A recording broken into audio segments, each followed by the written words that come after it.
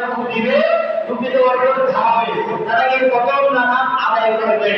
রুকু সেজদা দিয়ে আবার যখন ইমাম সাহেব দাঁড়িয়ে যাবে ইমাম সাহেবের উপর দাঁড়িয়ে ইমাম সাহেব সূরা ফাতিহা পড়বে যে দুটোটা কেরাত মিলাবে কেরাত মিলানোর উপর আরো 3 তাকবীর বাকি রয়েছে অবশিষ্ট 3 তাকবীর যখন ইমাম সাহেব রুকু করতে যাবে দ্বিতীয় তাকবীর রুকুতে যাওয়ার আগে ইমাম সাহেব আল্লাহু আকবার নিশ্চিত করেন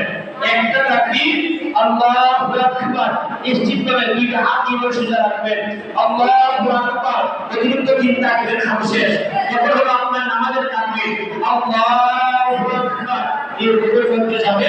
আবার এই পূর্বের যে রাকাত করেছিলেন সেম সেইভাবে করবেন বলেছি আপনার ভুল করে ঈদের নামাজে যারা তাকবীর দেয় জানাজার নামাজে ঈদের নামাজের তাকবীর দেয় আমরা শিখবো শিখার কোনো লজ্জা নাই শরম নাই শিখার কোনো বয়স নাই বাবা আমরা শিখবো নামাজের টাইম হয়ে গিয়েছে আপনারা কামাল করতে হয়ে দাঁড়িয়ে যান হুজুর হুজুর শামিম ভাইয়ের এখন কুরবানি আছে তাইনের এ লাগি দোয়া করবা তাইনের ওয়াইফের লাগি মেয়ের লাগি দোয়া করবা আমরা সকলেই দাঁড়িয়ে যাই সকলে কাতার ধরে যাই কাতার করি